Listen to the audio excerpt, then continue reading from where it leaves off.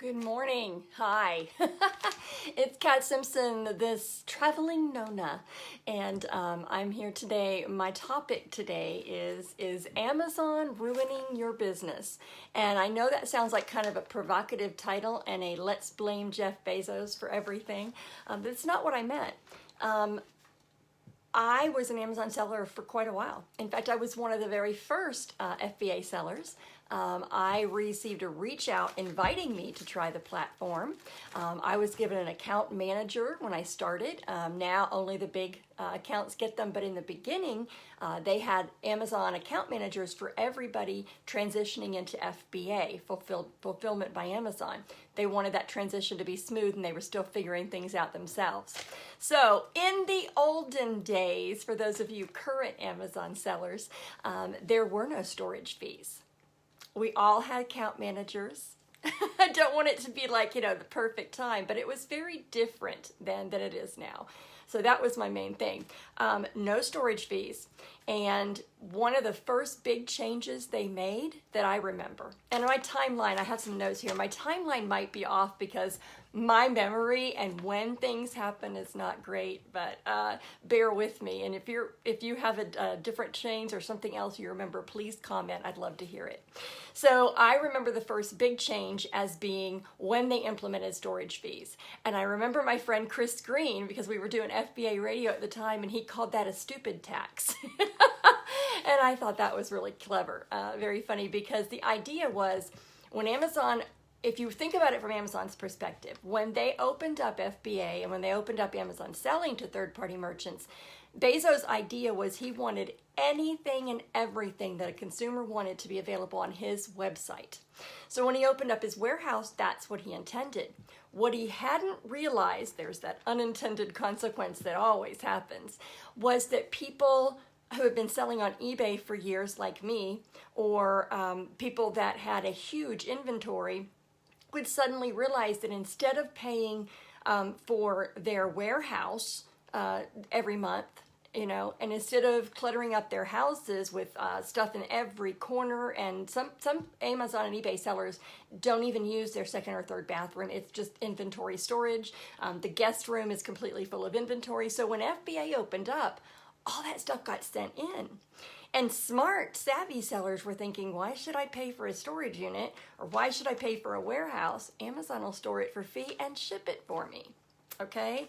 And there were fees for them to ship it out, but they were very, very low. It was a very sweet offer. What do they call it when you lure someone into a store? I can't remember the term, but it's a term that gets somebody to come into your store and it doesn't make you any money. It's a loss leader. That's the term I'm looking for.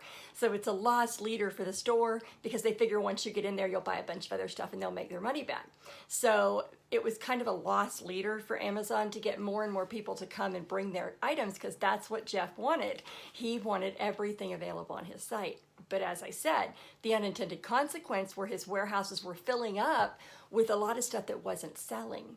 Because eBay sellers would sell very abstract, unusual items that were hard to find. So it wasn't like a commodity item that was turning over at a regular basis where you could figure out your cost per square foot and how the turnover of that inventory was. It wasn't like that. It was unusual items that might take 6 months to a year to find their buyer. When the buyer found them, they were thrilled and they would pay good prices because they've been looking for that item. But it might take that long to find the right buyer for that item. So Jeff had all this stuff in his inventory warehouses that he was paying all this money for to maintain that wasn't selling or wasn't selling quickly enough for what he as a retail person thought as his turn rate should be. So they implemented storage fees and there was a huge hue and outcry. What? You promised us free and now you want to charge us? It was a big deal. People were really freaked out. That wasn't the first change and it won't be the last because these models of e-commerce, people say business changes at the speed of light, and it does. You can wake up one morning and the entire retail landscape has changed, and I could give you example after example. I could tell you so many stories about eBay and Amazon sellers that had thriving businesses, and overnight the rules changed, and they had nothing. So that's another story for another day, but business changes at the speed of light. E-commerce changes at the speed of light times 10. Okay, it's just that fast. So first came the storage fees, and we all kind of got used to that. And I loved the name that Chris Green gave to it, which was a stupid tax. Then came long-term storage fees, and what that at first was a yearly fee, which meant if your inventory sat at the Amazon warehouse for a year and didn't sell, they were going to charge you, I guess, a double stupid tax. Because it was like storage fees were like this big, long-term storage fees were like this big. So it was like, if you leave your stuff here and we have to sit with it for a year, you're going to pay a penalty, okay? Then it was every 6 months. If it sat there for 6 months, you were going to get a long-term storage fee, and then a bigger long-term storage fee if it was there a year. Now, I'm not keeping up with Amazon as well as I did before because I'm not selling there. But I would think the last I heard, correct me if I'm wrong, was that the long-term storage fees were now being hit monthly. Not every 6 months or every 12 months, but monthly.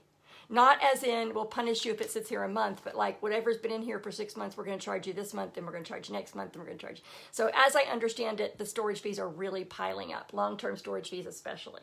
And then came the cubic foot storage. Okay, so first it was just the storage fee. Then it became the cubic foot storage. Like UPS started charging by the cubic foot, then FedEx, and now the UPS, depending on how big your package is. So it's not just weight anymore. It used to be weight. Now it's weight and size, okay? So if you send a great big roll of bubble wrap that weighs this much because it's bubble wrap, you're still going to pay for all the space that your stuff is taking up in the truck, okay? Made sense, but still nobody liked it. Then came the IP claims. Now, from what I can gather, I'm still getting a couple of newsletters from Amazon sellers. I'm still keeping up with many of my friends are still happy Amazon sellers, and many more are still unhappy Amazon sellers or unhappy ex-Amazon sellers. But the IP claims are coming fast and furious. That's when somebody else claims that what you're selling violates their intellectual property. And the trademark claims, and the copyright claims, and the brand approval claims. So there are a lot of brands that do not want you selling their items on Amazon. And I think eventually this will end up in a big Supreme Court, maybe the country's Supreme Court, maybe a state Supreme Court, I don't know. But when there's a doctrine in law right now called the first sale doctrine, which says if I go and buy this from Walmart, hello Gator fans, that I can do whatever I want to with it, including resell it. It's first sale doctrine. However, now we've got company is Windcraft, okay? I don't know that company, but theoretically, Windcraft could say, no, you can't sell that bib on eBay or Amazon or wherever you want to sell it because it's our trademark, it's our brand. So that's going to have to work its way through the court. But what I'm trying to point out in this long rambling story, I apologize, is that the rules change constantly. And that's one of the reasons that I quit Amazon selling. There are a lot of people still making a lot of money on Amazon. I am not dissing it as a way of making a living because a lot of people are very happy and doing very well, have huge staffs, million plus in sales, doing great. That's awesome. The little guy, in my experience, a little guy like me, the solopreneur, is really struggling to keep up with the constant changes. I just had a friend, we were talking last night, and she's like, this is just so hard and so depressing, and the things that I'm going to have to do to stay profitable there, I don't want to do. And I said, yeah, so my phrase for that is that it's not fun anymore. Yeah. Okay, so the last I heard, and y'all correct me if I'm wrong, caught a bit of a live video from Robin's Nest Robin, who I respect as a very successful business Amazon seller and helping other businesses.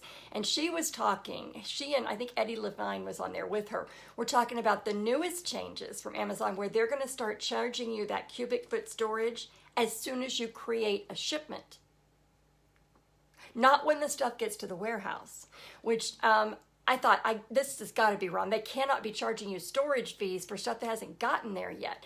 But I listened again, and that's what they were saying. And so I went and read somewhere else on another Amazon board, and that is what they're doing. So if you're an Amazon seller and you haven't heard that yet, go find out what's going on. Because what Eddie and what Robin were talking about was how this is going to make it even more important for you to plan your replenishments. so that they hit the warehouse just in time and don't incur those extra fees. So the topic was, is Amazon ruining your business? Somebody else can't actually technically ruin your business, because you can always adapt and change and find the opportunity hidden in that rule change that hurt everybody else. Not just Amazon sellers. People that advertise on Google have done this for years. That's where the term Google slap came into use, because you were advertising doing really well and then Google came along and slapped the algorithm and suddenly you can't sell anything. So you have to adapt and change, and that's part of business, and that's especially part of e-commerce business. But when you are specifically on one platform, you are renting your business. You don't own your business, because you don't own that platform. You don't own eBay, you don't own Amazon, and you certainly don't own Facebook. None of us do. So if that's where you're building your business, understand that you're renting your business. And Amazon or Google or Facebook can come along and pull the rug out from under you at any time. So that was kind of a depressing topic, but I just want you to be aware of it. I'm not a sad face Eeyore. It's all against me. I'll just go out and eat dirt. I'm more of a Pollyanna, okay? There's always opportunity where there are difficulties. But I want to encourage you, if what you're doing, somebody else is controlling your business, think about a way you can take back some of that control. Your own website, a different type of product, whatever that means, a newsletter sales, expanding to new platforms, Walmart. If there's anything like that, I encourage you to look at a way that you can take back some control, or keep that business if it's making you money and look for another business, another stream of income that you can bring in so that you're balanced. If one is taken away, you're not going to be back on welfare, okay?